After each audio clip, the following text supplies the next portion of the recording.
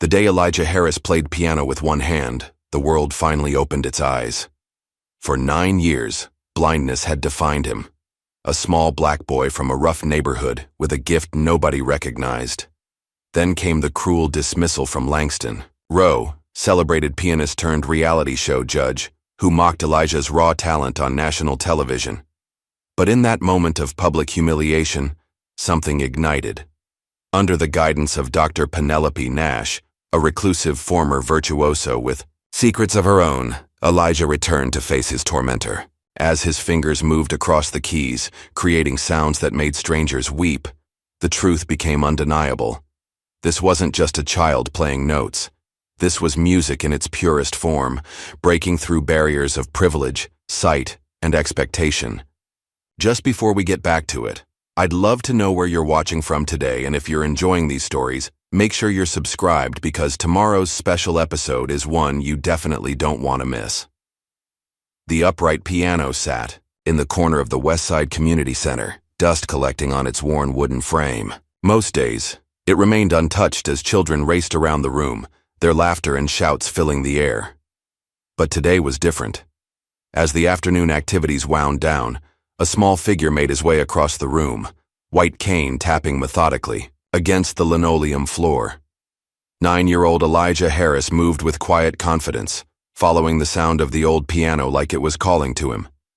The noise around him gradually faded as staff and remaining children paused to watch the blind boy navigate to the instrument. His fingers found the edge of the bench first. Then he carefully settled himself, running his hands gently over the keys. For a moment, he sat perfectly still, head tilted slightly, as if listening to something no one else could hear. Then his fingers began to dance across the keys, and the opening notes of Beethoven's Moonlight Sonata filled the room. The melody flowed without hesitation, without sheet music, without a single mistake. The community center workers froze in place, mouths slightly open. "Who taught him that?" whispered Ms. Jackson, the center's director, to no one in particular. "Nobody here," replied Mr. Wilson, the maintenance man. "I've never seen him touch that piano before today." Elijah continued playing, lost in the music, unaware of the small audience gathering behind him. His face lit with a serene joy that transformed his ordinary features into something beautiful. When the final notes faded away, he simply sat, hands resting lightly on the keys, a small smile playing on his lips. "You killed it back there, little man," Dwayne said, his large hand resting on Elijah's shoulder as they walked home. At 23, Dwayne towered over his young cousin, his broad shoulders and watchful eyes serving as a shield as they navigated the rough streets of their neighborhood. Sirens wailed in the distance, and somewhere down the block, angry voices rose in argument. Dwayne subtly adjusted their path, steering Elijah away from potential trouble. "It wasn't that good," Elijah replied, but his shy smile betrayed his pride. "I messed up the middle part." "Nobody noticed but you," Dwayne insisted. He guided Elijah around a crack in the sidewalk. "You got a gift, real talk." They passed a group of young men loitering on the corner, and Dwayne nodded in silent acknowledgement. Several of them had once run in his crew, back before his stint in juvenile detention had changed his path. The men nodded back, giving Elijah curious glances but maintaining a respectful distance. "This place eats geniuses alive if no one protects them," Dwayne said quietly after they'd passed. "That's why I'm always gonna have your back, you understand?" Elijah nodded, his cane sweeping in practiced arcs before him. "I understand." The apartment Elijah shared with his mother was small, but meticulously clean. The furniture was worn but well cared for, and family photos adorned the walls. Maureen Harris moved around the kitchen with practiced efficiency, preparing dinner, despite the obvious exhaustion that dragged at her movements. "How was the center today?" she asked, setting a plate of spaghetti in front of Elijah. "Good," he said simply. "I found a piano." Maureen paused, a flicker of something. Worry, perhaps, or memory crossing her face. "You played?" Elijah nodded, feeling for his fork. "Just a little." Maureen watched her son eat, her eyes soft with love and concern. At 34, she looked older, her face lined with the strain of raising a child alone while working double shifts as a nurse's aide. Bills were stacked on the counter, several marked with red final notice stamps. "Homework finished?" she asked, sitting down with her own plate. "Yes, ma'am," Elijah answered. "Ms. Peterson says I'm reading 2 grade levels ahead." Pride warmed Maureen's tired face. "That's my boy." Later, after Elijah had gone to bed, Maureen sorted through the bills, calculator in hand, trying to make the numbers work. The apartment was quiet except for the occasional siren outside and the low murmur of the TV she kept on for company. In Elijah's room, a shaft of moonlight fell across his sleeping face. Born 3 months premature, his tiny body had fought to survive while complications damaged his optic nerves. His father had walked out 2 weeks after the diagnosis, unable to handle the reality of a disabled son. But Maureen had never seen Elijah's blindness as tragedy, only challenge. "You're going to be something special," she had whispered to him in the NICU. 9 years later, she still believed it. Sunday morning found the Harris family at New Hope Baptist Church, Elijah wearing his one good dress shirt and Maureen in a modest blue dress. The congregation swayed to the gospel choir, energy filling the modest sanctuary.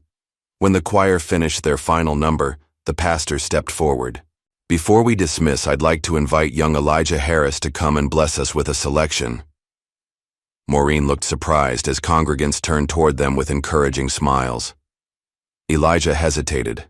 "Go on," she whispered. "If you want to." He made his way to the piano independently, settling himself on the bench as the church grew quiet. For a moment his fingers hovered over the keys. Then he began to play. What started as a traditional gospel piece gradually transformed, melding seamlessly into something else, Chopin's Nocturne in E-flat major, but reinterpreted with gospel undertones. The congregation sat transfixed as Elijah wove the classical piece with spirals of improvisation, creating something entirely new. In the back row, a woman held up her phone, recording the performance with tears streaming down her face. When Elijah finished, the church erupted in applause and amens. Maureen sat stunned, watching her son bow his head shyly before making his way back to her side. "When did you learn that?" she whispered. Elijah shrugged. "I didn't learn it. I just heard it." That night, the woman from church uploaded the video to her social media account with the caption, "This blind boy will take your breath away." For 3 days, it sat virtually unnoticed. Then a music teacher in Detroit shared it. A jazz musician in New Orleans reposted it. A local news blog picked it up. Slowly, the views climbed. 3,000, 10,000, 30,000. Dwayne burst into Maureen's apartment waving his phone. "Have you seen this? He's going viral." Maureen, just home from a 12-hour shift, looked bewildered as Dwayne showed her the view count and comments. "This is a sign," Dwayne insisted. "He needs to audition for that TV show, Soundstage. They're holding tryouts for kids next month." "Absolutely not," Maureen said firmly. "That's not the life I want for him. Those shows chew people up and spit them out." "But this could be his ticket out," Dwayne argued. "A chance at a better life for both of you." The answer is no. Maureen's tone left no room for debate. "I won't let them make a spectacle of him." 2 weeks later, Dwayne sat at his kitchen table, filling out an online application. Soundstage, America's Next Virtuoso, glowed on his laptop screen. He hesitated over the parental consent form, then carefully forged Maureen's signature. "Sorry, Auntie," he muttered. "But somebody's got to give this kid a shot." He called in favors from former crew members. One who now worked as a chauffeur lent him a suit. Another who'd gone into retail helped secure an outfit for Elijah. The pieces fell into place, and on a crisp Saturday morning, Dwayne showed up. "At Maureen's apartment, taking E to the Science Museum," he announced casually. "They've got a special exhibit for visually impaired kids." Maureen, exhausted from another night shift, nodded gratefully. "Be back by dinner." In the car, Dwayne finally told Elijah the truth. "We're going to audition for Soundstage." Elijah's face drained of color. "Mom said no." Sometimes adults need a little push, Dwayne replied. This is your chance, E. What if I'm not good enough? Elijah's voice was barely a whisper. What if what I play isn't even real music? Dwayne pulled the car over and turned to face his cousin. Listen to me. If it's real enough to move people, it's real. Period. You've got something special and the world deserves to hear it. Elijah sat silently for a long moment, then nodded slowly. Okay. The Marshall Performing Arts Center loomed before them, grand and imposing. Inside, the lobby bustled with activity. Children in expensive clothes clutching sheet music, parents barking into phones, professional tutors giving last-minute advice. Dwayne felt underdressed in his borrowed suit as he guided Elijah through the crowd. Whispers followed them, curious stares at the blind black boy with his white cane and his cousin who clearly didn't belong in this world of privilege. Number 127, a production assistant called, checking her clipboard. That's us, Dwayne replied. Follow me. The panel is ready for you. The woman's eyes lingered on Elijah's cane before she turned and led them toward the auditorium. Elijah's grip tightened on Dwayne's arm. I'm scared, he admitted. That's how you know it matters, Dwayne replied. Now go show them what music really sounds like. The massive doors to the auditorium swung open. Bright lights, a gleaming grand piano, and a panel of judges waited within. Elijah took a deep breath as the announcer called his name. The auditorium hushed as Elijah was led to the gleaming grand piano at center stage. Behind a long table sat the three judges of Soundstage America's Next Virtuoso, their expressions varying from polite interest to outright skepticism. Our next contestant is Elijah Harris, age 9, from Oakwood Heights, announced the host, a woman with an overly bright smile and perfect teeth. At the judges' table, Langston Rowe leaned forward slightly. Even at 63, he commanded attention. Silver, hair perfectly styled, tailored suit impeccable, his dark eyes sharp and evaluating. Once considered among the finest pianists of his generation, he now wielded his reputation like a weapon, taking particular pride in separating the wheat from the chaff, as he often said in interviews. And what will you be playing for us today, young man? Asked Mary Ann Collins, the female judge, her voice warm and encouraging. Elijah hesitated, his hands tight around his cane. I don't exactly know yet. I usually just play what I feel. A low murmur rippled through the audience. In the wings, Dwayne closed his eyes briefly, wishing Elijah had stuck to their rehearsed answer. Langston's eyebrows rose. You don't know? This is a competition, not a playground improvisation session. I understand, sir, Elijah replied, his voice small but steady. But I promise I'll play something good. The third judge, James Wilder, chuckled. Well, I for one am intrigued. Let's hear what you've got, son. An assistant helped Elijah to the piano bench. He set his cane aside and adjusted his position, hands hovering above the keys. For a terrifying moment, he sat frozen. In the wings, Dwayne held his breath. Then Elijah's fingers touched the keys, and the first tentative notes of Mozart's Rondo alla Turca filled the auditorium. He started slowly, feeling his way. But as confidence grew, so did his tempo and expression. Halfway through, he seamlessly transitioned into Ray Charles's Georgia on My Mind, infusing the classical structure with soulful blues. The audience, stirred, surprised, and captivated. For his finale, Elijah shifted again, this time into an original jazz fusion piece with complex rhythms that had his small hands flying across the keyboard. When he struck the final chord, the auditorium erupted in applause. James Wilder was on his feet, and Mary Ann Collins pressed a hand to her heart, clearly moved. Only Langston Rowe remained expressionless, offering slow, deliberate claps that somehow cut through the enthusiasm like ice water. Well, said Mary Ann, beaming, I think we've just witnessed something extraordinary. Remarkable talent, agreed James. You have a natural gift, young man. Langston cleared his throat and the room fell silent.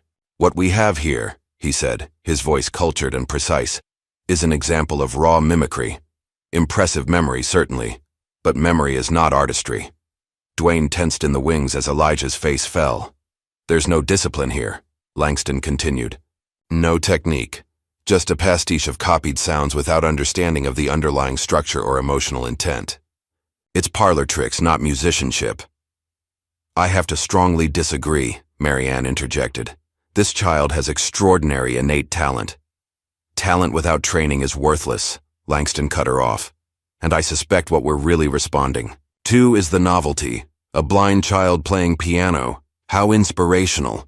The word dripped with sarcasm. But this competition is about musical excellence, not feel-good stories.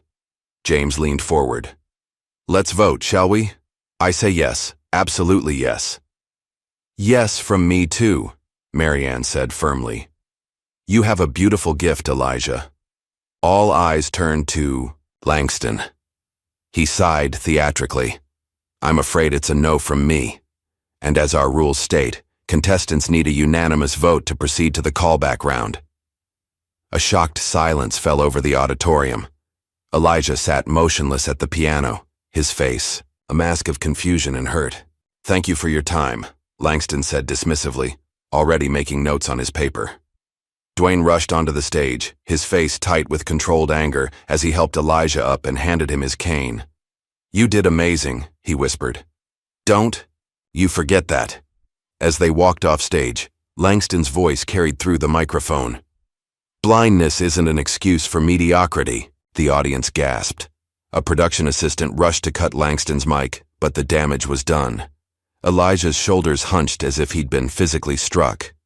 By morning, the clip had gone viral, not as the inspiring moment Dwayne had hoped for, but as a controversial flashpoint.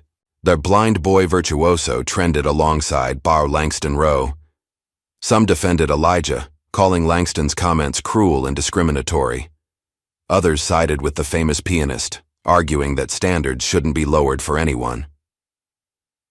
A popular media blogger, who went by J. Reel, posted a scathing commentary. When did we decide that crushing a child's spirit counts as entertainment? Langston Rowe didn't offer critique. He offered public humiliation. And we all watched. Dwayne sat at his kitchen table scrolling through the reactions with growing dismay. His phone rang, Maureen's name flashing on the screen. He winced and answered. Before you say anything, he began. How could you? Maureen's voice shook with rage and hurt. Behind my back? Using my son like some kind of sideshow? I was trying to help, Dwayne protested. You should have seen him play, Auntie. The whole place was on their feet. I've seen the video, she cut him off. I've seen my baby being torn apart by that man, while the whole world watches and comments. Do you have any idea what you've done? Dwayne had no answer. Stay away from us for a while, Maureen said, her voice suddenly tired. I can't even look at you right now. In the days that followed, Elijah withdrew into himself. The piano at the community center sat untouched. At home, he spent hours in his room, headphones on, listening to music but no longer creating it. He won't talk about it, Maureen told Pastor Lewis when he came to visit. It's like something inside him just shut down. In the living room, Elijah sat motionless on the couch, face turned toward the window, though he couldn't see the afternoon, sunlight streaming through. What if he's right? Elijah asked suddenly when Pastor Lewis sat beside him. Langston Rowe, what if I'm just a copy machine, not a real musician? Son, God doesn't make copy machines, Pastor Lewis replied gently. He makes originals. Always. Has. Always will. Elijah nodded politely, but doubt had taken root, wrapping around his confidence like strangling vines. That evening, as Maureen sorted through the mail, she found an unusual envelope. Heavy cream-colored paper, with no return address, just their name and address written in elegant script. Inside was a handwritten note. You have something. If you want to understand what it is, come find me. PN. Beneath the initials was an address in the countryside, about 2 hours from the city. Maureen immediately crumpled the paper, suspicious of any communication from strangers after the viral incident. But Elijah, hearing the crinkle of paper, asked about it. When Maureen reluctantly read him the note, something sparked in his expression, the first real interest he'd shown in days. "Please," he said simply, "I need to know." For 3 days, the mysterious note sat on the kitchen counter, a silent challenge that Maureen tried her best to ignore. Each time she passed it, her instinct to protect Elijah warred with her desire to see the spark return to his expression. It could be anyone, she argued, when Dwayne called, tentatively trying to mend their rift. Some weirdo who saw the video, some reporter looking for a story. Or it could be someone who can actually help him, Dwayne countered. "Let me check it out first. If it feels off, we leave. No questions asked." Maureen sighed, rubbing her temples. "You really think this is a good idea?" "I think doing nothing is worse," Dwayne said. "He's not playing Auntie, not even humming anymore. That man took something from him, and I'm partly responsible. Let me try to make it right." That Saturday, Dwayne drove Elijah through neighborhoods that gradually transformed from urban sprawl to suburban developments, and finally to rolling countryside. Elijah sat quietly in the passenger seat, but his posture had changed, alert, attentive to the sounds shifting around them as city noise faded into birdsong and wind through trees. "Smells different out here," he commented, rolling down his window. "Grass and trees instead of exhaust and trash," Dwayne replied with a half-smile. "Fancy people territory." They turned onto a long gravel driveway that wound through mature oak trees. As they rounded the final bend, a Victorian mansion came into view, its faded grandeur suggesting better days gone by. Wraparound porches with intricate woodwork framed the first floor, while tall windows punctuated the second story like watchful eyes. "We're here," Dwayne said, putting the car in park. "Big old house. Looks haunted." "Sounds quiet," Elijah observed. "Just one person here, I think." Dwayne helped Elijah up the worn stone steps to a massive oak door with stained glass inserts. He pressed the doorbell, hearing it echo inside. For a long moment, nothing happened. Then came the distinct tap of a cane on hardwood floors. The door swung open to reveal a woman in her late 60s with steel gray hair pulled back in a severe bun. She wore a simple black dress and leaned on an ornate wooden cane. Most striking was her face, handsome rather than pretty, with sharp cheekbones and penetrating eyes, one a clear gray, the other milky and sightless. "You're late," she said curtly, her voice carrying the refined accent of European classical training. "I expected you days ago." Dwayne blinked in surprise. "You sent the note? Are you PN?" She ignored him, fixing her gaze on Elijah. "You're the boy from the video, Elijah Harris." Elijah nodded. "Yes, ma'am. Dr. Penelope Nash," she said, stepping back from the doorway. "Come in. Just the boy. The young man can wait on the porch." "Now hold up," Dwayne began. "It's okay," Elijah said, reaching for his cane. "I'll be fine." Dwayne reluctantly let Elijah enter alone, watching as Dr. Nash led him through the foyer and out of sight. Inside, Elijah followed the sound of the woman's cane, noting the feel of polished wood beneath his feet and the subtle smell of lemon, polish, and old books. "In here," Penelope directed, opening a door that released a wave of sound. Not music, but the distinct acoustics of a room designed for it. The air felt different here, charged with potential. Elijah heard the whisper of fabric as Penelope settled herself at a piano. Without preamble, she began to play, but what emerged was nothing like conventional music. It was chaotic, dissonant, almost violent in its unpredictability. Notes clashed and collided, rhythms stuttered and lurched. When she abruptly stopped, the silence felt like a question. "Play it back," she commanded. Elijah hesitated only briefly before finding his way to the bench. His hands hovered over the keys, his head tilted as if replaying the sounds in his mind. Then he began to play, reproducing the chaotic sequence with remarkable fidelity. But he didn't stop where Penelope had. Instead, he pushed forward, taking the dissonance and gradually, intelligently resolving it, finding hidden patterns, creating structure from chaos, building to a conclusion that somehow made sense of everything that had come before. When he finished, the room fell silent again. "Interesting," Penelope said finally. "You didn't just copy, you completed." "I'm sorry," Elijah said. "I just heard where it wanted to go." Penelope made a non-committal sound. "Come with me." She led him to a small sitting room where tea had been laid out. As they sat, she studied him with her one good eye. "I don't take students anymore," she said bluntly. "Haven't for 15 years. Not since this." She gestured toward her blind eye. "What happened?" Elijah asked. "Detached retina. Surgery failed." Her tone was matter-of-fact. "The music world has little use for damaged goods. One day you're playing sold-out concert halls. The next you're being quietly replaced and forgotten." Elijah absorbed this. "Is that why you want to help me?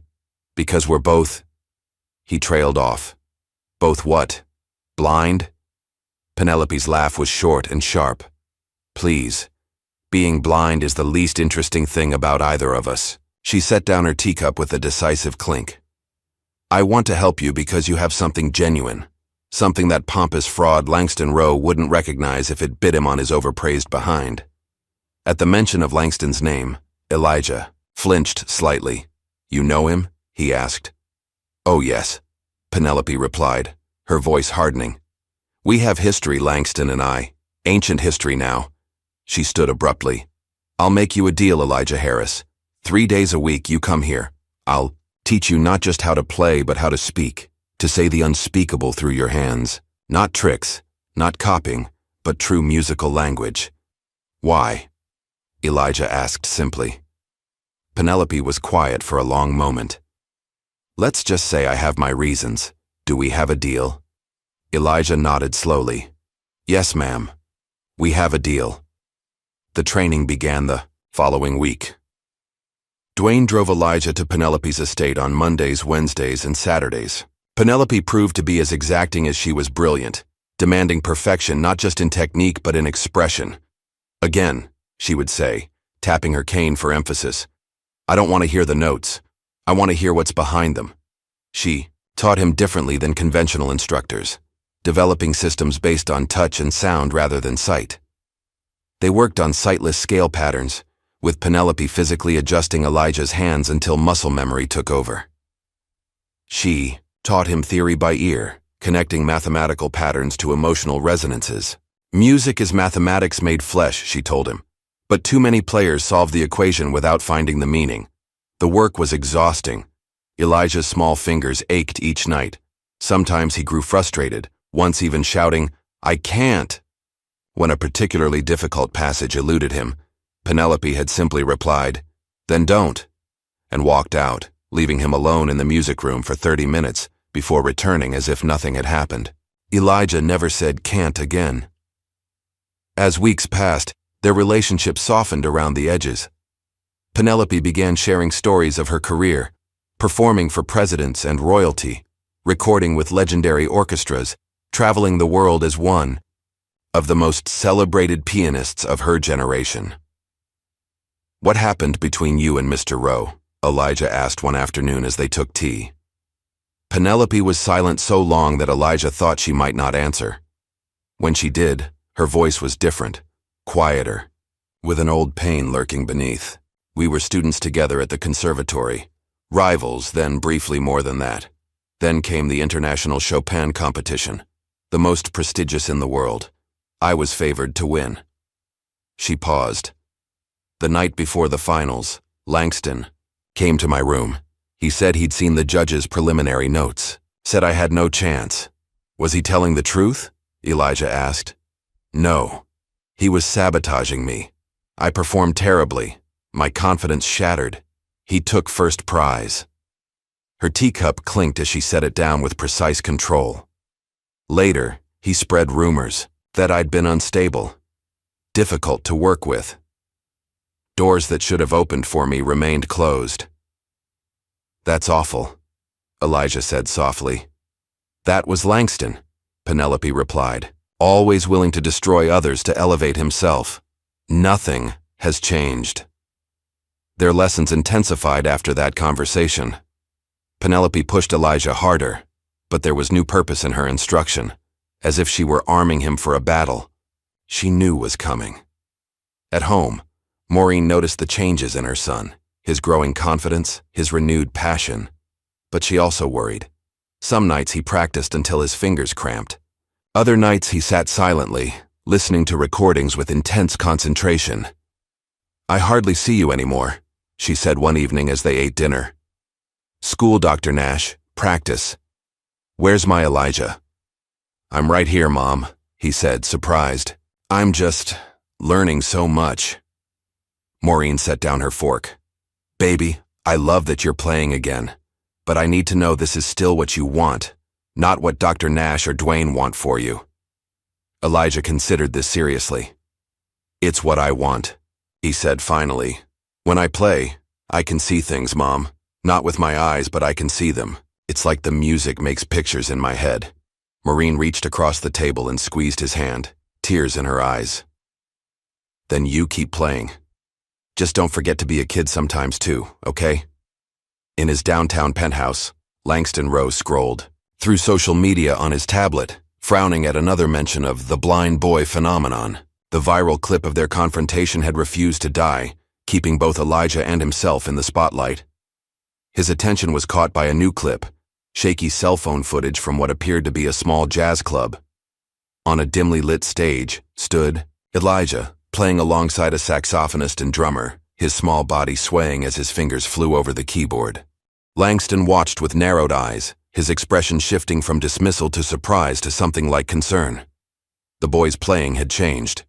There was structure now, intention, but also something hauntingly familiar in the phrasing, in the particular way certain chords were voiced.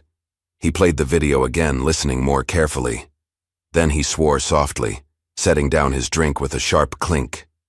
"Penelope," he whispered. "You vindictive old witch." He picked up his phone and dialed his producer at Soundstage. When the call connected, he didn't bother with pleasantries. "That blind boy from the auditions," he said. "Find out everything you can about him. Who he's studying with, where he's performing, everything." Elijah and Dwayne were leaving Penelope's estate when Dwayne's phone buzzed with a news alert. His eyebrows shot up as he read it. "Well, I'll be damned," he said. Listen to this. Soundstage just announced a second chance wildcard season. They're letting viewers vote on contestants who should get another shot." "So?" Elijah asked, buckling his seatbelt. "So Jay Reel, you know that blogger who's been covering your story, he's launching a campaign to get you voted back in." Elijah's hands went still. "I don't know if I want to go back." "Don't you?" Dwayne challenged gently. "After all the work you've been doing with Dr. Nash, this is your chance to show Langston Rowe what real music sounds like." In the silence that followed, both of them knew what the answer would be. Camera. Flashes popped like lightning as Elijah walked through the stage door of the Soundstage studios, Penelope and Dwayne flanking him protectively. The scene was dramatically different from his first arrival. This time, journalists called his name, security guards cleared a path, and production assistants rushed to greet them. "America's favorite comeback kid," announced the show's host, meeting them in the green room. "The votes were overwhelming, Elijah. You received more support than all other wildcard contestants combined." Penelope's expression remained impassive, but Dwayne couldn't hide his grin. After weeks of Jay Reel's relentless campaign, combined with the growing outrage over Langston's treatment of Elijah, public opinion had shifted decisively in the boy's favor. "Thank you for having me back," Elijah said politely, his voice steady despite the chaos around him. "Let me show you to your preparation room," the host said. "The other contestants are eager to meet you." As they followed her down the corridor, curious faces peered from doorways. Most offered encouraging smiles or nods, but one door remained, firmly closed, a gold star indicating it belonged to a featured performer. The preparation room was spacious and well-appointed, with a practice piano in one corner. No sooner had they settled in than a sharp knock came at the door. A production assistant entered, followed by a boy of about 12, immaculately dressed in what was clearly a designer suit. His dark hair was perfectly styled, and his expression, combined curiosity with barely concealed disdain. "This is Amir Whitfield," the assistant announced. "One of our top-ranked junior virtuosos." "Nice to meet you," Elijah said, extending his hand. Amir shook it briefly. "So you're the charity case everyone's talking about." "Excuse me?" Dwayne stepped forward, but Penelope laid a restraining hand on his arm. "You heard me?" Amir continued, eyeing Elijah. "My father says the only reason they brought you back is for ratings. The blind boy versus the mean judge. Very dramatic." Elijah's face remained composed. "I'm here to play music, that's all." Amir laughed. "Right. Well, don't get too comfortable. Some of us have been training since we could walk." He glanced at Penelope. "No offense to your unorthodox methods, Dr. Nash." After Amir left, Penelope snorted. "Richard Whitfield's son. Hedge fund. Manager with more money than taste. Buys his boy the best teachers, the best instruments, the best opportunities." She shook her head. "But you can't buy soul." Later, as Elijah practiced in their room, another knock came. Softer this time. "AP." Young Asian girl with a violin case peered in hesitantly. "I'm sorry to interrupt," she said. "I'm Zara Lynn." "Langston's protege," Penelope said, recognition in her voice. Zara nodded, looking uncomfortable. "I just wanted to say, I thought your audition was really beautiful. What Mr. Rowe said wasn't fair." Elijah smiled. "Thank you." "Are you competing?" "Too. Yes," Zara replied, "but I didn't come to compare notes."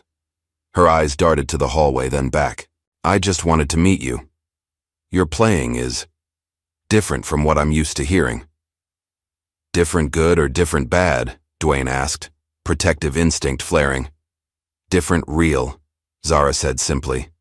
She glanced at her watch. "I should go. Mr. Rowe doesn't like me to socialize with competitors." After she left, Penelope sat thoughtfully at the piano beside Elijah. "Interesting," she murmured. "Langston always did prefer to keep his students isolated. Makes them easier to control."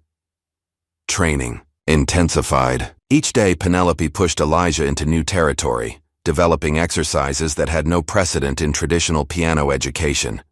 She blindfolded him and rearranged the practice room, forcing him to navigate by sound and spatial memory.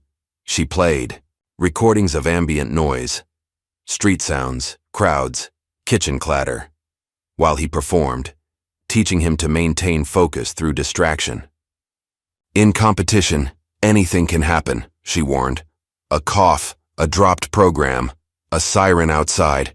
You must play through it all." Most challenging were the emotional exploration sessions. Penelope would have Elijah sit silently, recalling specific Sioux memories. Dwayne's laughter, his mother's exhausted sighs after a double shift, the wail of sirens in his neighborhood, the silence of early morning before the city woke. "Now play that," she would instruct. Not what it sounded like, what it felt like. Initially, Elijah struggled. How did you translate feeling into sound? But gradually, a new vocabulary emerged in his compositions, textured, nuanced, deeply personal. "That," Penelope said after a particularly moving piece inspired by his mother, "that is what Langston can never touch. He plays notes. You play life." Backstage politics intensified as the competition progressed. Langston, furious at Elijah's return, began exerting his considerable influence. Equipment scheduled for Elijah's rehearsals mysteriously malfunctioned. His performance slots were rescheduled to less favorable times. Rumors circulated among the crew about his special treatment and questionable talent. The night before, Elijah's first live performance, Dwayne overheard two technicians talking. "Rowe wants the kid gone," one said. "Says he's making a mockery of the competition. Seems personal," the other replied. "Everything's personal with Rowe," the first technician laughed. "Remember what happened to that composer last season? Criticized Rowe's new album, then suddenly couldn't get work anywhere." Dwayne reported. This to Penelope, who nodded grimly. "Langston hasn't changed. He'll try to destroy what he can't control." "Should we pull Elijah out?" Dwayne asked worriedly. And let Langston win again? Penelope's good eye flashed. Never. The first live performance arrived. The theme was light and shadow. Contestants were to select pieces that expressed contrast and duality. Backstage was organized chaos as final adjustments were made to lighting, sound levels, and camera positions. Elijah sat quietly in his dressing room, fingers moving subtly through practice patterns as Penelope reviewed last-minute instructions. Remember, the acoustics change when the audience is present. Trust your ear, not your memory. A production assistant appeared at the door. 5 minutes, Elijah. You're on after Amir. On the monitor in their room, they watched as Amir took the stage. His performance was technically immaculate, a complex Rachmaninoff piece executed with precision and flair. The audience applauded enthusiastically, though Penelope noted the response was respectful rather than moved. Perfect notes, she murmured. Perfect emptiness. As Elijah was led to the wings, he heard Langston's critique of Amir, effusive praise, that bordered on sycophantic. Then the host was announcing his name, and Elijah was being guided to the gleaming grand piano at center stage. The lights were hot on his face as he settled on the bench. The audience hushed, cameras zoomed, and 3 judges, including Langston Rowe, watched with varying expressions. In that moment of silence before the first note, Elijah felt a strange calm descend. He titled his piece, Finding Light in Dark, and from the first chord, it was clear this was no conventional classical performance. Beginning with a somber minor key exploration that evoked his early life of limitation, the piece gradually evolved, introducing elements of jazz, gospel, and finally an exultant, soaring melody that seemed to reach toward some unseen horizon. When the final notes faded, there was a heartbeat of silence, then the audience erupted. People rose to their feet, applause thundering through the hall. The female judge wiped tears from her eyes. The third judge nodded appreciatively. Only Langston remained seated, his expression carefully neutral as he wrote on his scoring pad. The host approached Elijah with a microphone. That was extraordinary, Elijah. Can you tell us about your piece? It's about being blind, Elijah said. Simply, not as a tragedy but as a different way of seeing, finding light in unexpected places. The judges offered their feedback, the first 2 lavish with praise. When it came to Langston's turn, he cleared his throat. Technically improved, he acknowledged reluctantly, but fundamentally self-indulgent. Music should transcend personal circumstance, not wallow in it. 3 out of 10. A murmur of disbelief ran through the audience. The other judges looked shocked, but competition rules prevented them from challenging each other's scores. Backstage, Dwayne was furious. A 3? Are you kidding me? The audience was on their feet. Penelope seemed unsurprised. This was never going to be a fair fight, she said. But we've only just begun. The competition intensified. Elijah continued to draw standing ovations, while Langston continued to award him impossibly low scores. Other contestants showed varying reactions. Amir grew increasingly cold and competitive, while Zara seemed torn between loyalty to her mentor and growing admiration for Elijah's authentic expression. One evening, Zara appeared at Elijah's practice room door. "Can I listen?" she asked hesitantly. "Of course," Elijah replied, making room on the bench. She sat beside him, violin case clutched in her lap like a shield. As Elijah played a piece he was developing about his neighborhood, Zara's expression changed. Surprise, then wonder, then something like longing. When he finished, she was quiet for a long moment. "I've been playing since I was 3, she finally said. 8 hours a day, every day. Mr. Rowe says I could be the greatest violinist of my generation." She paused. "But I've never once played like that, like it was coming from inside." "What do you feel when you play?" Elijah asked. Zara considered. Concentration, precision, the need to get it right. She looked down at her hands. "Not joy, not like you." Before Elijah could respond, a sharp voice cut through the moment. "There you are." Langston Rowe stood in the doorway, his face tight with displeasure. "I've been looking everywhere, Zara. You missed our scheduled practice." "I'm sorry, Mr. Rowe," she said, standing quickly. I lost track of time. Indeed. His eyes moved from Zara to Elijah and back. We'll discuss this later. Come. As Zara gathered her things, she whispered quickly to Elijah, "Thank you for showing me something different." After they left, Penelope emerged from the adjacent room where she'd been listening. "You've awakened something in her," she observed. "Langston won't like that at all." The day before the elimination round, disaster struck. During Elijah's technical rehearsal, his piano bench collapsed without warning. He fell awkwardly, his wrist twisting beneath him with an audible crack. Medical staff rushed to the stage as Dwayne and Penelope pushed past security to reach him. Elijah's face was pale with pain as the on-set doctor examined his wrist. "It's a sprain," the doctor announced after careful examination. "Not broken, but he'll need to rest it for at least a week." "The elimination round is tomorrow," Dwayne protested. "Then he'll have to withdraw," the doctor said with a shrug. "No way around it." The producer looked distressed but resigned. "We can issue a statement about a medical withdrawal. It's unfortunate, but—" "No," Elijah interrupted, his voice quiet but firm. "I'm playing tomorrow." "Elijah, be reasonable," Maureen said, having been called to the studio. "You can't play with an injured wrist." "I can play with one hand," Elijah insisted. "I've been practicing pieces for left hand only. Penelope made me learn them in case something like this happened." Penelope nodded. "It's true. He can perform Scriabin's prelude for left hand. It's well within his capabilities." "But it's not what we rehearsed," the producer objected.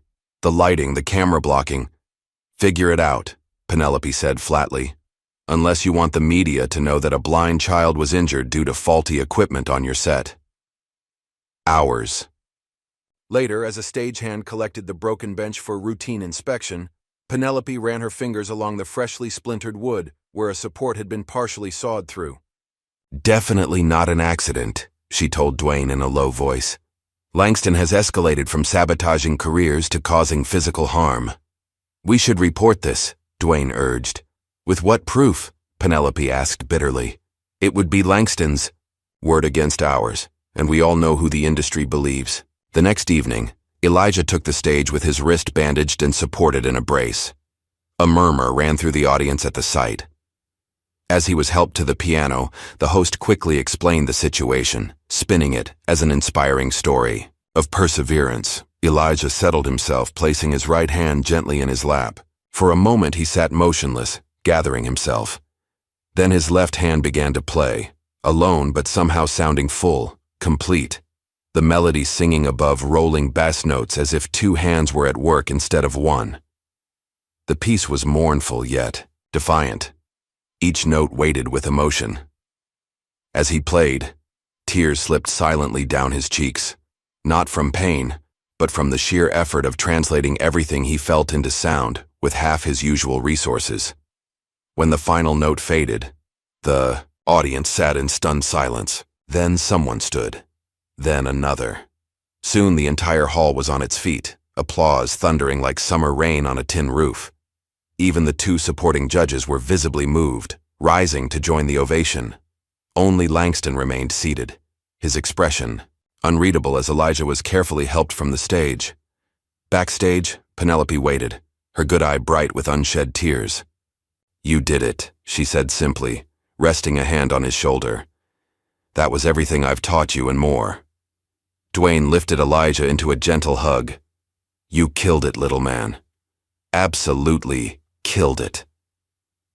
As the celebration continued around him, Elijah sat quietly, exhausted but fulfilled. Beyond the curtain, he could hear the audience still applauding, calling his name. Whatever happened next, elimination or advancement, he had played his truth, and no one could take that away. The one-handed symphony. That's what social media had dubbed Elijah's performance within hours of the broadcast. Clips of his left-handed rendition of Scriabin's prelude had been viewed millions of times overnight. Comment sections overflowed, with reactions ranging from awe to accusations of exploitation. Some viewers broke down the technical brilliance of his adaptation. Others shared personal stories of how his resilience had moved them to tears.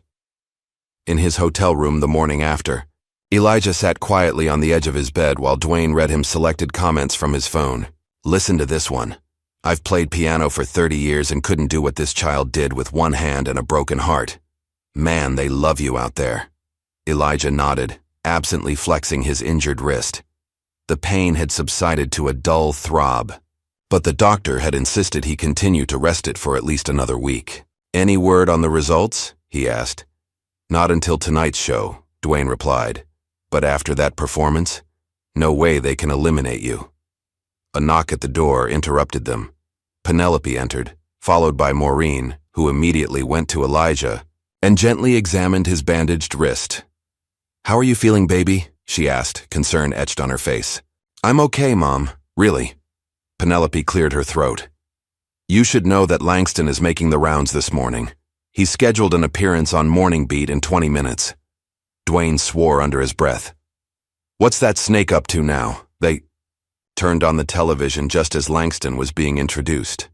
He looked impeccable as always in a tailored charcoal suit, his expression grave and professorial as the host asked about the previous night's performance. While I certainly admire young Elijah's determination, Langston began, his voice measured, I'm concerned that we're moving into dangerous territory. Soundstage has always been about musical excellence, not inspirational stories. But surely, the standing ovation speaks to the quality of his performance, the host pressed. Langston smiled thinly. Audiences are easily swept up in emotion. They're responding to the circumstance, a child playing through injury, not to the musicality itself.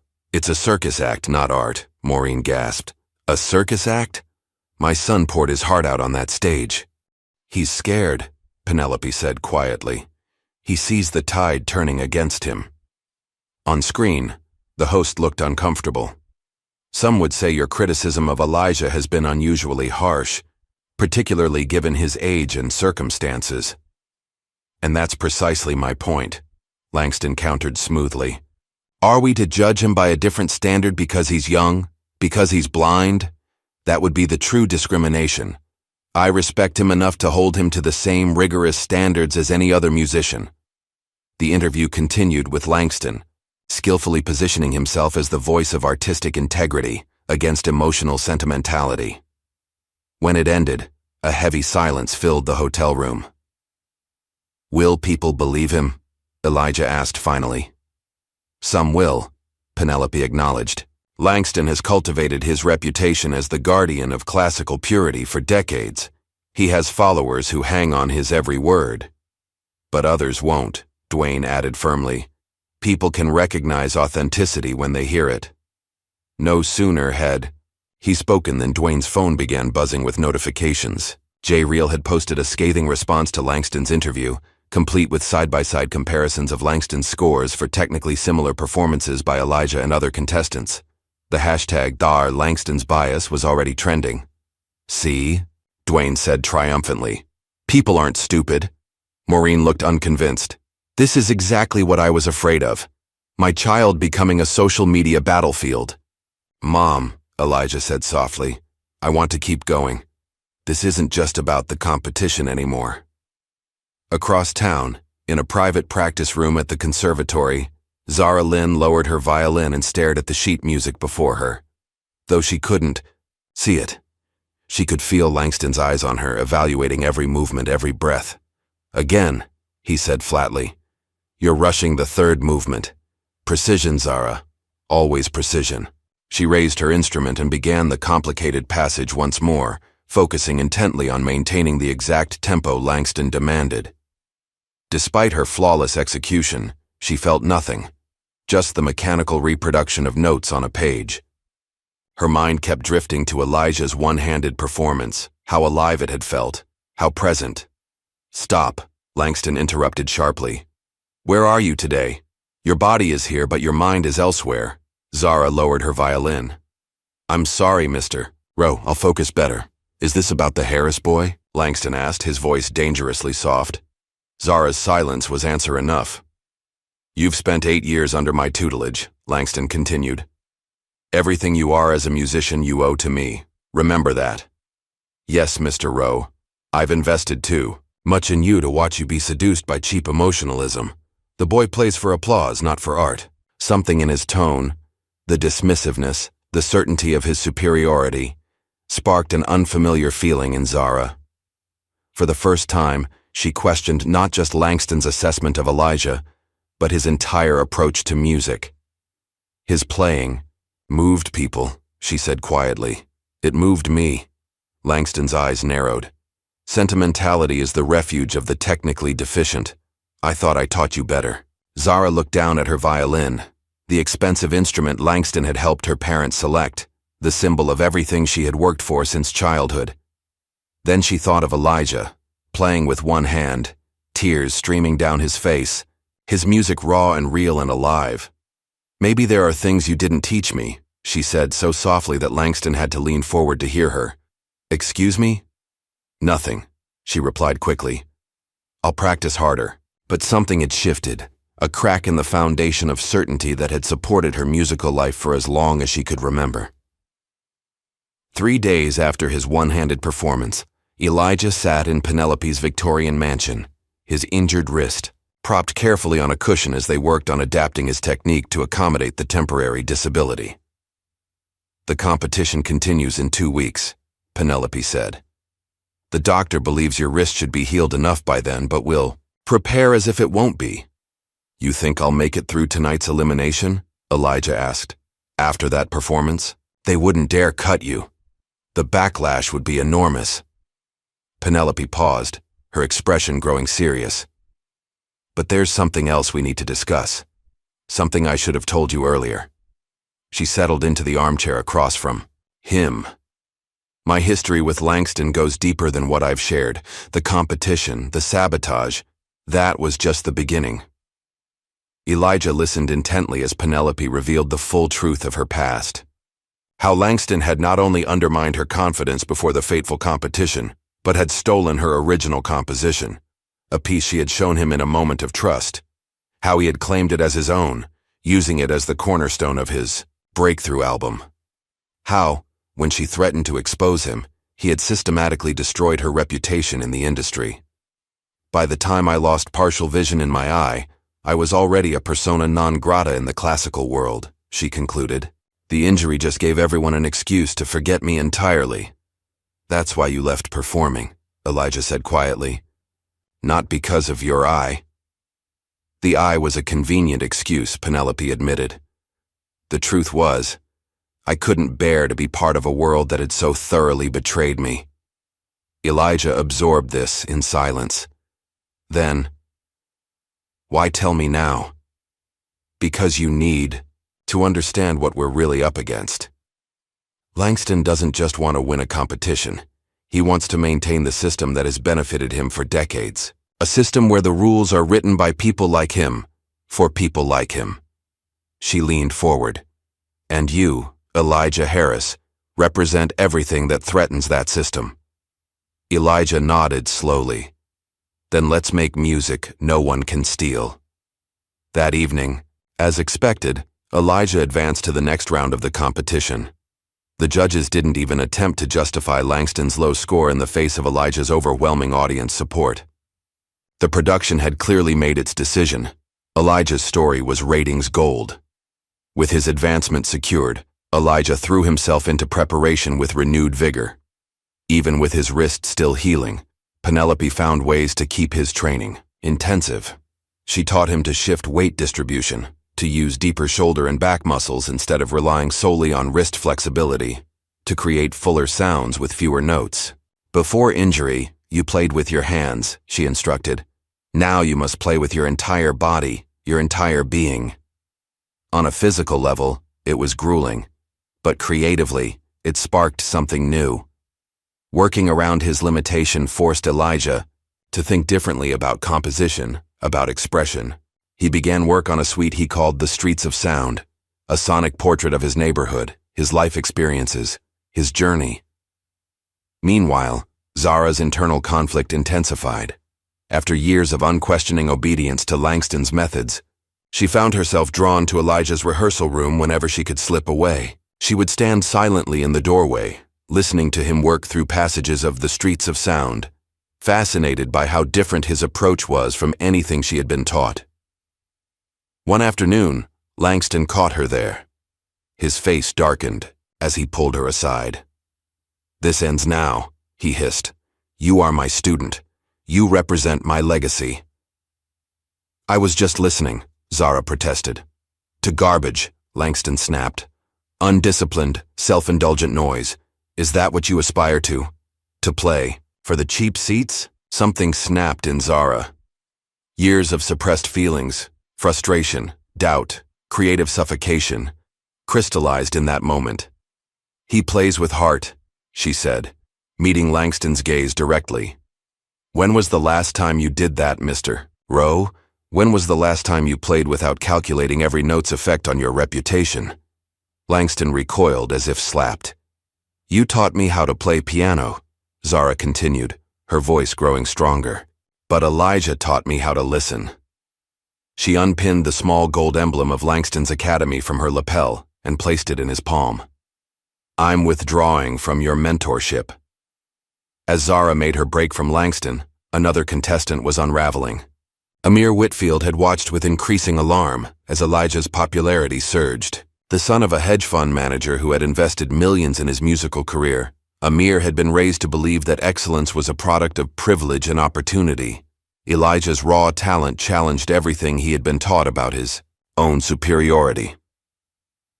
During a technical rehearsal, Amir approached Elijah in the wings, his normally perfect composure visibly cracking. "You think you're special," he said, voice tight with anger. "The blind boy wonder. You've turned this competition into a pity party." Elijah remained calm. "I'm just here to play music, Amir." "You're here to make the rest of us look heartless," Amir snapped.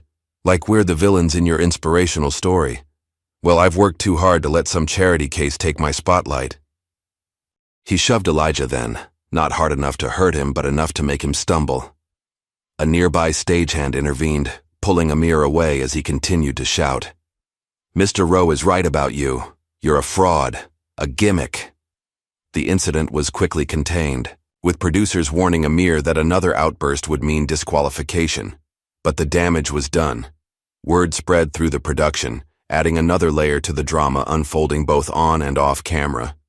As Elijah's profile rose, so did the demands on his inner circle. Dwayne, who had been coordinating Elijah's schedule and serving as his unofficial manager, received an unexpected call from a youth outreach program in Atlanta.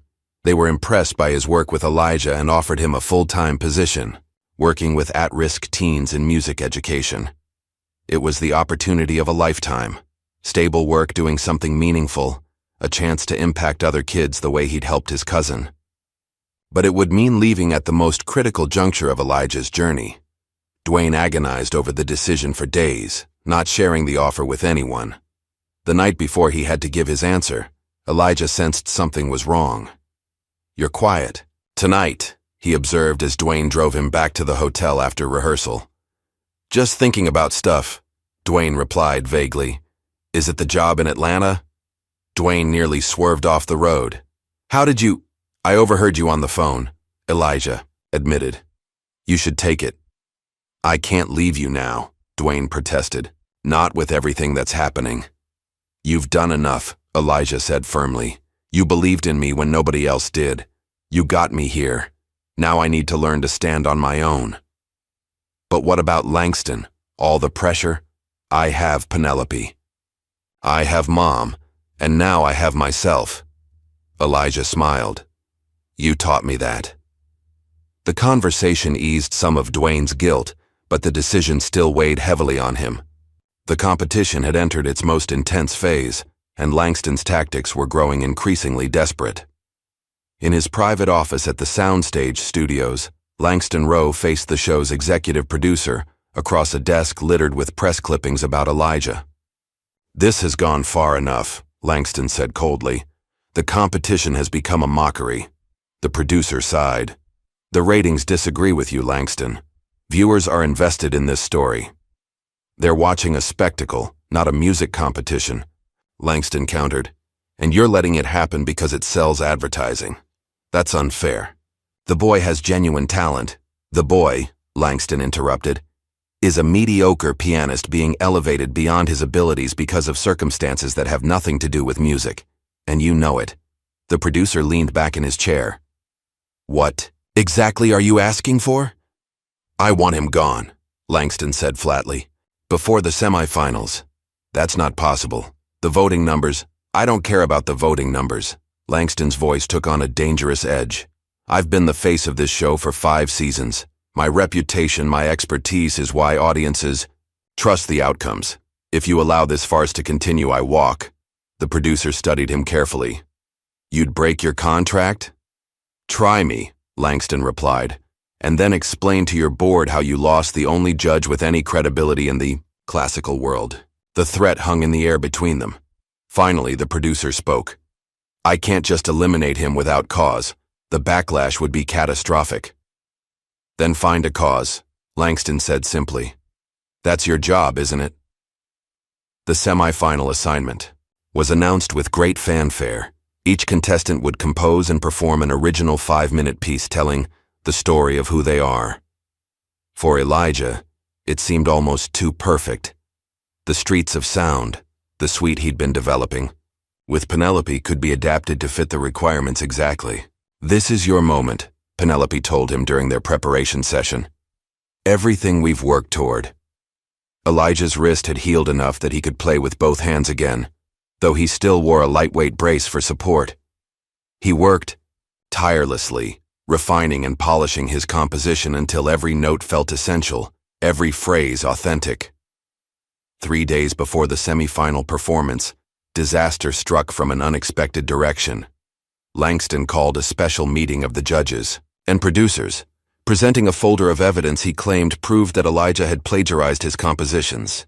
I've obtained footage of the boy playing at his church over a year ago, Langston explained, showing a grainy video of Elijah's original church performance. Note the melodic structures, the chord progressions. Now compare them to his recent work. He played a recent clip from Elijah's rehearsal. The sophistication between these two performances is night and day, Langston continued. It's simply not possible for a child with no formal training to make such a leap without outside composition. I believe Dr. Penelope Nash has been writing his music for him. The accusation sent shockwaves through the production.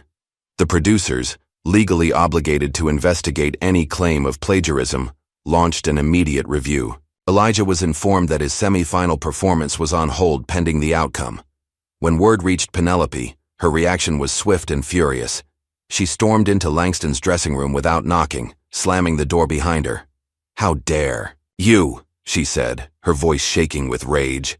How dare you accuse that boy of the very sin you committed against me? Langston turned from his mirror, his expression cool. Penelope, still dramatic after all these years. You know he composes his own music. You know it because you can hear me in it. Not because I wrote it, but because I taught him. The same way my teachers taught me and their teachers taught them. A 9-year-old blind boy without formal training suddenly composing at a conservatory level? Langston scoffed. The evidence speaks for itself. The evidence is that he has a gift you've spent your whole life trying to acquire, Penelope shot back. Raw, authentic talent that connects with people on a level your technical perfection never could.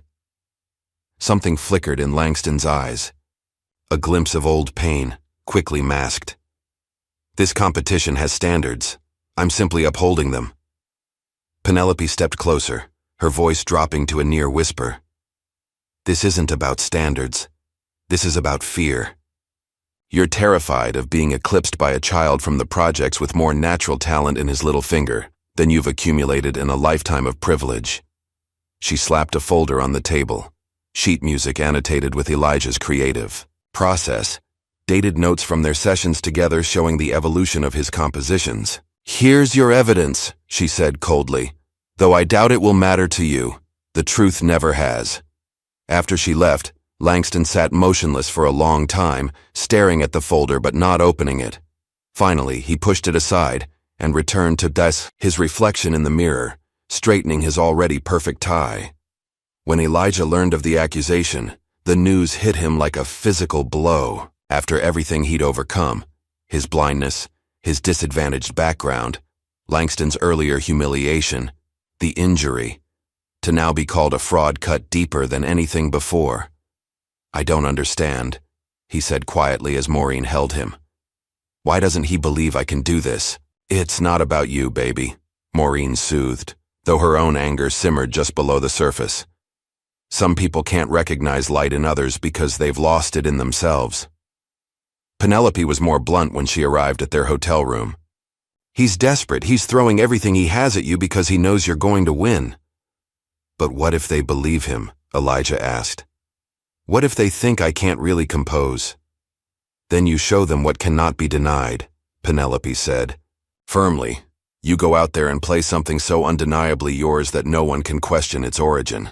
As they strategized their response to the accusation, an unexpected visitor arrived, Zara Lynn, clutching a notebook to her chest, looking nervous, but determined. I heard what happened, she said when Dwayne let her in. I want to help. She approached Elijah and pressed the notebook into his hands. These are my compositions, ideas I've been working on secretly, things Mr. Rowe would never approve of. I've never shared them with anyone. Her voice softened. This isn't pity. This is me passing the flame forward. Elijah ran his fingers over the pages. Thank you, Zara, but I need to do this on my own. I know, she replied. I just wanted you to know you're not alone. There are others who believe in what you're doing, what you represent. After she left, the mood in the room had shifted subtly, a reminder that Elijah's struggle had implications beyond his own journey. The producer's investigation dragged on for 2 tense days.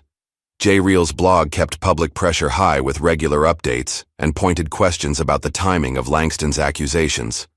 Penelope's evidence of Elijah's compositional process was reviewed by independent music experts. Finally, on the morning of the semi-final, the producers announced their decision. Elijah would be allowed to perform. Langston was furious but powerless to overrule the decision. Instead, he turned his attention to Amir, his new favorite since Zara's defection. He spent hours coaching the boy, preparing him to overshadow Elijah's performance. Amir was scheduled to perform first. He took the stage looking confident but strained, the pressure of representing Langston's musical philosophy clearly weighing on him. His original composition was technically dazzling, a showcase of virtuosic runs, complex harmonies, and flawless execution. The audience applauded appreciatively when he finished, impressed by his skill if not moved by his expression. The judges offered their critiques, solid marks, with Langston predictably effusive in his praise. But as Amir left the stage, he could see the truth in the audience's polite but reserved response. Despite his perfect performance, he hadn't touched them. Something essential was missing. Backstage, he passed Elijah waiting in the wings. For a moment, Amir paused, looking as if he might speak. Instead, he simply walked past, head down, and didn't return to watch the rest of the performances. Later that evening, he would formally withdraw from the competition, leaving a brief note, citing personal reasons, and then it was Elijah's turn. The announcer's voice seemed to come from far away as he was led to the piano. The controversy surrounding his participation had created an electric atmosphere in the hall, anticipation mixed with curiosity, support tinged with doubt. Elijah settled himself at the piano, taking a moment to center his thoughts. This was it, the culmination of everything he'd worked for, everything he'd overcome. There would be no second chances after this. He began softly, with a simple melody evoking early morning in his neighborhood, distant sirens, mothers calling to children, the rhythmic bounce of basketballs on concrete. Gradually, he built in complexities, the layered sounds of urban life, the joy and struggle existing side by side. Church bells melded with hip-hop beats, classical structures twisted into jazz improvisations. As the piece progressed, Elijah poured everything into it, his blindness, his mother's sacrifice, Dwayne's belief, Penelope's guidance, the pain of Langston's rejection, the triumph of perseverance. The streets of sound became more than music. It became testimony. When the final notes faded, there was a moment of profound silence. Then, slowly, A single person stood. Then, another. Soon, the entire audience was on its feet, applause thundering through the hall. One of the judges openly wept. Another simply shook his head in wonder. Only Langston remained seated, his face a mask of conflicting emotions. As the ovation continued, something shifted in his expression. A crack in the facade, a glimpse of recognition that no amount of sabotage could diminish what they had all just witnessed. When the applause finally subsided, the host approached, with a microphone. "Elijah," he said, his voice thick with emotion. "I don't think I've ever experienced anything quite like that in this hall. Can you tell us what inspired this piece?" Elijah smiled slightly. "It's about where I come from. Not just the place, but the people, the sounds, the feeling of it. Music is everywhere if you listen right." The judges offered their feedback, the two supporting judges lavishing praise that seemed inadequate for what they had just experienced. When it came to Langston's turn, the audience held its breath. "Technical precision is not everything," he said finally, his voice subdued. "There are times when raw expression transcends conventional standards." He paused. 8 out of 10. A murmur ran through the crowd, not the perfect score many felt Elijah deserved, but coming from Langston, it was tantamount to surrender. Backstage, the celebration was tempered by exhaustion and relief. Penelope hugged Elijah tightly. "You did it. You spoke your truth so clearly that even he couldn't deny it." Maureen wiped tears from her eyes. "I'm so proud of you, baby. So proud." Dwayne looked on, his own decision about the Atlanta job still weighing on him, but his heart full of pride for the boy he'd championed from the beginning. As the night wound down and the production team prepared for the next day's broadcasts, a producer approached their group. "Congratulations, Elijah. That was truly special." His tone changed slightly as he continued. "However, I should inform you that there's been a protest lodged by one of the judges regarding your advancement. While the audience response was clearly positive, your finalist spot is not yet guaranteed." The words landed like a stone in still water, ripples of shock spreading through Elijah's team. After everything, the performance of a lifetime, the standing ovation, even Langston's grudging acknowledgement, they were still facing resistance. "On what grounds?" Penelope demanded. The producer looked uncomfortable. "I'm not at liberty to say. The competition committee will review and make a final decision by morning." As he walked away, Dwayne swore under his breath. "Langston, it has to be. He just won't quit." Maureen put her arm around Elijah's shoulders. "What now?" Elijah stood quietly for a moment, processing this latest twist. Then, surprisingly, a small smile formed on his lips. "Now we wait," he said calmly. "The music has been played. It's out there. No one can take that away."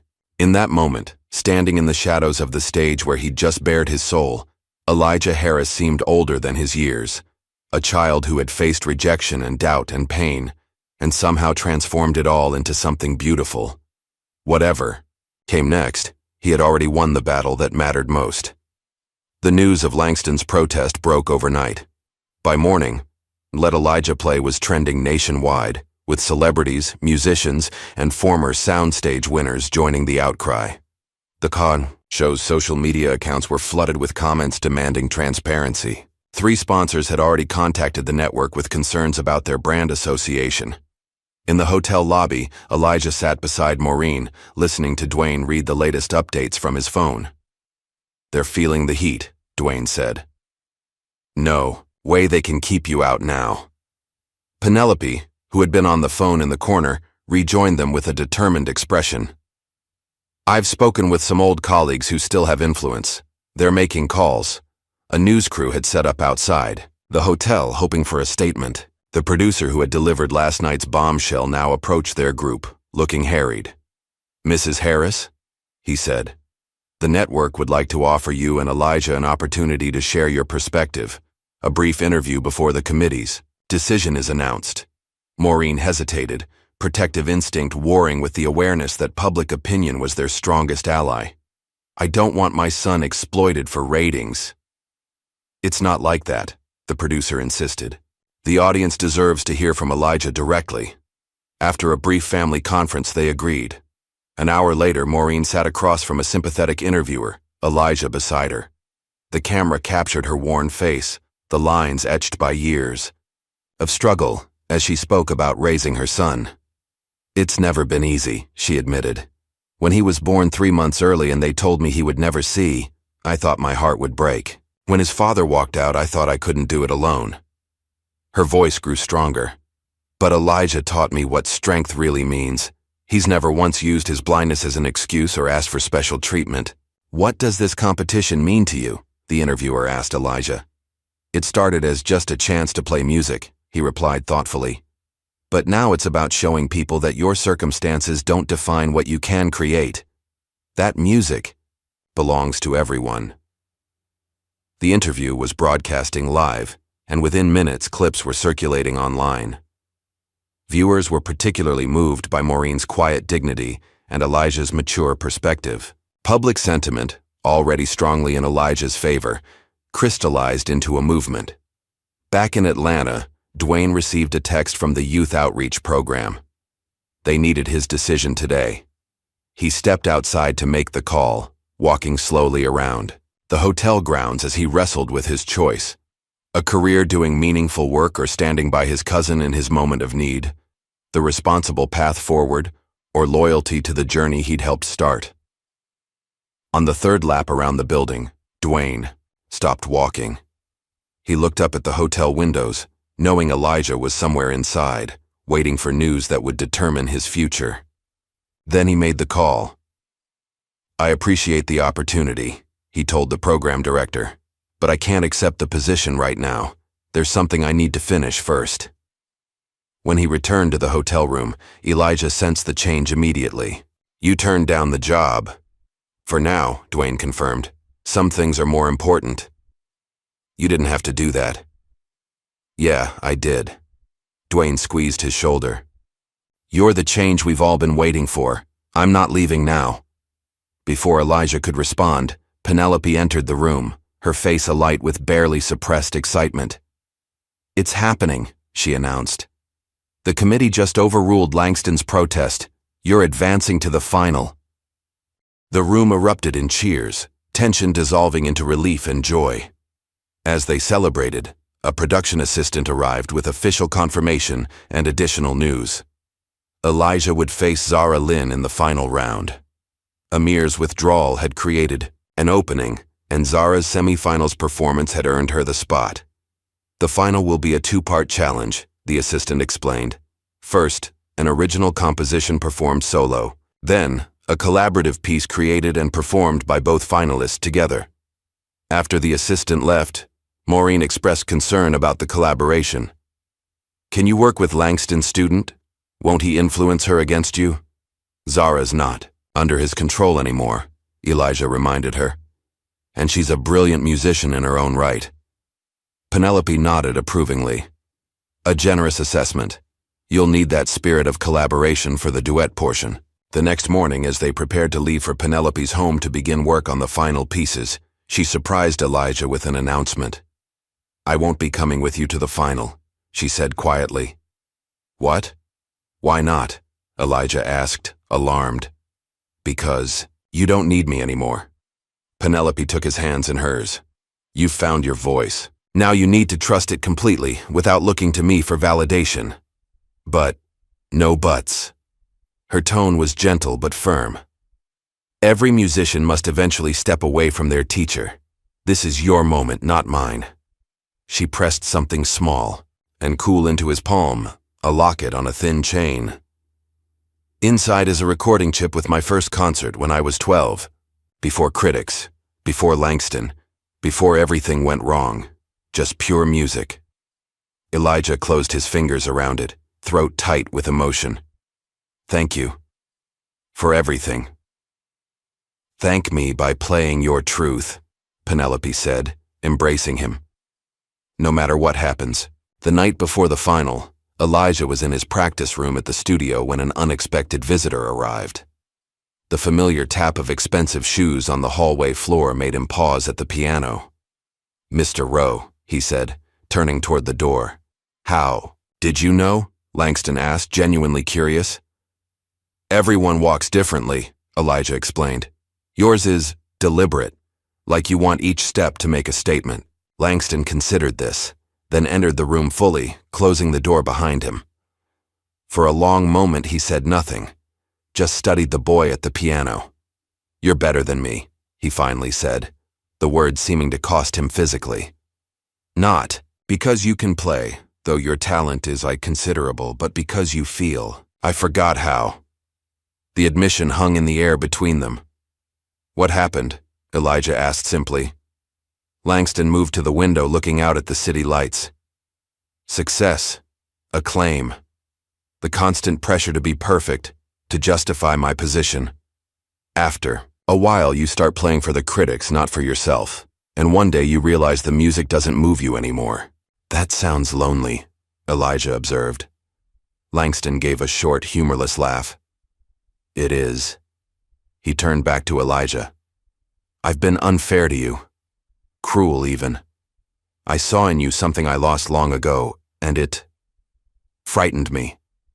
I understand, Elijah said, with a wisdom beyond his years. Don't. Langston's voice hardened briefly. Don't be so quick to forgive. What I did was unforgivable. He moved toward the door, then paused. Play your heart tomorrow, not for the judges, not for the audience, for yourself.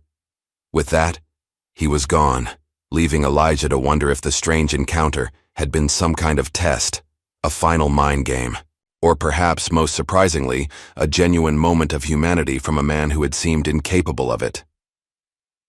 The morning of the final dawned clear and bright. The theater buzzed with anticipation as the audience filled every seat. Critics, industry executives, music teachers with their students, all had come to witness what had become the most talked-about competition in soundstage history. Backstage, Elijah and Zara met to rehearse their collaborative piece one last time. Titled Resonance, it blended his gospel jazz storytelling with her classical precision. Working together over the past week, they had developed a genuine mutual respect that transcended competition. Nervous? Zara asked as they finished their run-through. Terrified, Elijah admitted with a smile. You? Always. She adjusted her violin slightly. But it's different now. Before, I was afraid of making mistakes. Now I'm afraid of not saying, enough with the music. That's a better kind of fear, Elijah observed. The stage manager called for places. Before separating to their respective preparation areas, Zara impulsively hugged Elijah. Whatever happens, thank you, she whispered, for showing me another way to play. The final began with individual performances. Zara played first, a hauntingly beautiful piece that showcased both her technical brilliance and her newly awakened expressiveness. The audience responded warmly, with Langston watching from the judges' table, his face unreadable. Then it was Elijah's turn. As he was guided to the piano, he felt Penelope's locket against his chest, a talisman of everything that had brought him to this moment. He settled himself, took a deep breath, and began. Braille in the Sky started softly, almost tentatively, a musical representation of how he imagined colors, shapes, the world he had never seen. The melody asked questions, reached outward, building gradually as it explored the landscape of imagination. Unlike the raw emotion of his semi-final piece, this composition was more nuanced, more introspective, a journey through inner rather than outer space. As he played, Elijah created a sonic dreamscape that allowed the audience to experience the world as he did, through sound, through touch, through the heart's perception. The piece climaxed with a section of such transcendent beauty that it seemed to suspend time itself before resolving into a gentle, peaceful conclusion. When the final note faded, the silence was profound. Then came the applause, building slowly at first, then erupting into a standing ovation that continued for minutes. People embraced strangers beside them, moved beyond words. Even the most hardened critics were visibly affected. At the judges' table, Langston stood with the others, his eyes suspiciously bright. After the applause finally subsided, Elijah and Zara returned to perform Resonance. Their instruments conversed, argued, reconciled, and ultimately harmonized in a piece that seemed to embody the entire journey of the competition itself. Conflict transformed into cooperation, difference becoming strength. When they finished, the ovation was immediate and unanimous. Something special had happened on that stage, something beyond competition, beyond individual achievement. Music had done what it does best, connected human beings across all barriers. The moment of announcement arrived. Elijah and Zara stood center stage, hands clasped in mutual support rather than rivalry. The host opened the envelope with theatrical flourish, and the winner of this season's soundstage, America's Next Virtuoso, is... The pause seemed eternal. Elijah Harris. The theater erupted. Zara turned and embraced Elijah warmly as confetti fell around them. Maureen and Dwayne rushed onto the stage, enveloping him in a group hug. In the judges section, the two supporting judges applauded enthusiastically while Langston offered a respectful nod of acknowledgement. At home, watching on television, Penelope Nash smiled through tears, her mission complete. 6 months later, the grand ballroom of the Kennedy Center hummed with anticipation. Tonight marked Elijah Harris's debut with the National Symphony Orchestra, the culmination of a whirlwind half-year that had transformed him from reality show contestant to genuine musical phenomenon. Backstage, Elijah adjusted his bow tie, fingers moving with the same precision they brought to the keyboard. At 10 years old, he was still adjusting to the trappings of fame, the formal attire, the protocol of professional performance, the weight of expectation. 5 minutes, Mr. Harris, a stagehand called. Maureen, elegant in a simple evening gown, provided by one of Elijah's new sponsors, squeezed his hand. Ready, baby? Ready, Mom. His smile was confident but still boyish. Is Dwayne here yet? Just arrived. His flight from Atlanta was delayed. Since accepting the youth outreach position, 3 months ago, Dwayne had been building a music program for at-risk teens inspired by Elijah's journey. He flew in for all of Elijah's major performances, maintaining the bond that had started everything.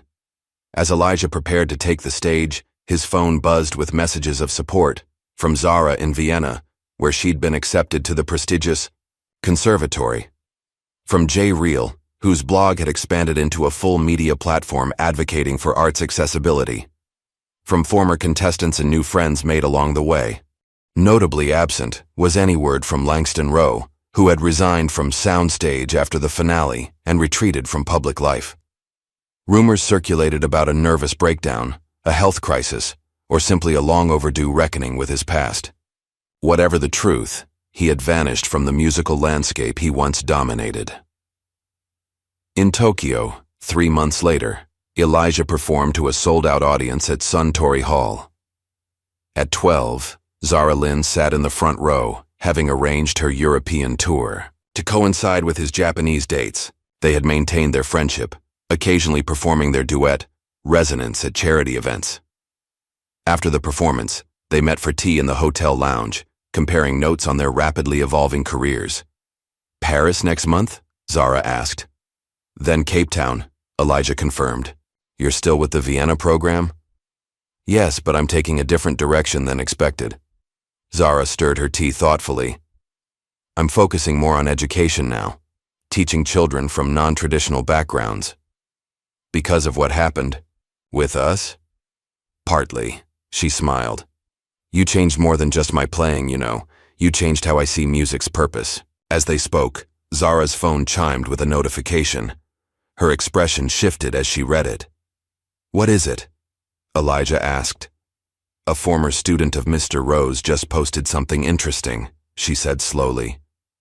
Apparently, he's funding a new school for musicians with disabilities. Anonymously, but word got out. Elijah absorbed this silently, thinking of their strange conversation the night before the final. I'm glad, he said finally. Everyone deserves a second movement. Back in the States, Amir Whitfield's path had taken an unexpected turn. After his abrupt withdrawal from the competition, he had disappeared from public performance for several months. When he re-emerged, It was not on the competition circuit, but as a volunteer at an inner-city music center. One afternoon, a letter arrived at Elijah's management office, handwritten on expensive stationery. "Dear Elijah," it read, "you beat me without trying to, but you made me better. The music I'm finding now, working with kids who play for joy rather than perfection, feels real in a way nothing in my previous life ever did. Thank you for that. Unwitting gift. Amir." Meanwhile, Penelope Nash received her own surprising invitation to rejoin the musical world as a judge, composer, and teacher at Juilliard. The offer was prestigious, validating, everything she had once dreamed of. Before Langston's betrayal and her own retreat, she declined. "I've already left my masterpiece out there," she told the board chairman, gesturing toward a newspaper featuring Elijah's latest triumph. Some things can't be improved upon. Instead, she focused on her private teaching, accepting a small number of students with unusual gifts and circumstances, children who, like Elijah, might otherwise fall through the cracks of traditional musical education. On a crisp autumn evening, a year after the competition, Elijah returned to New Hope Baptist Church. The humble sanctuary was packed beyond capacity, with people standing in the aisles and spilling out into the foyer. Despite offers to perform in grand cathedrals and concert halls throughout the city, he had insisted that this concert, a benefit for music education in underserved communities, be held where his journey began. As he made his way to the piano, a hush fell over the congregation. Among them sat the woman who had recorded his first viral video, her phone ready once again. Beside her was Dwayne, home from Atlanta for the weekend. Maureen watched from the front row, her face reflecting pride and a mother's perpetual concern. For her child in the spotlight, Elijah adjusted the microphone beside the piano. "Tonight I want to play something new for you. It's called Braille in the Sky, and it's about how I see the world, not with eyes, but with heart and sound and feeling." His fingers touched the keys, and the familiar opening notes filled the church. But something was different. The piece had evolved, matured, grown deeper in the year since the competition. It now contained echoes of his travels, new experiences, broader horizons. As he played, faces in the audience reflected the journey they had witnessed. From a small boy at a dusty community center piano to a young artist who had captured the world's imagination. The woman with the phone recorded through tears, just as she had that first Sunday morning. In the months that followed, Elijah's star continued to rise. He performed around the world, Tokyo, Paris, Cape Town, Sydney, always returning to his roots.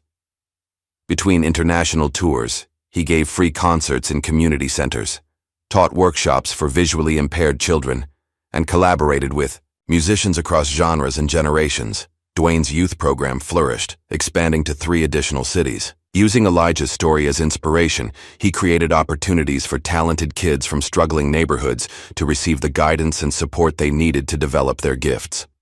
Maureen finally quit her exhausting job as a nurse's aide, instead managing Elijah's increasingly complex affairs. In a quiet moment between concerts, she told him, "You didn't just change your life. You changed mine."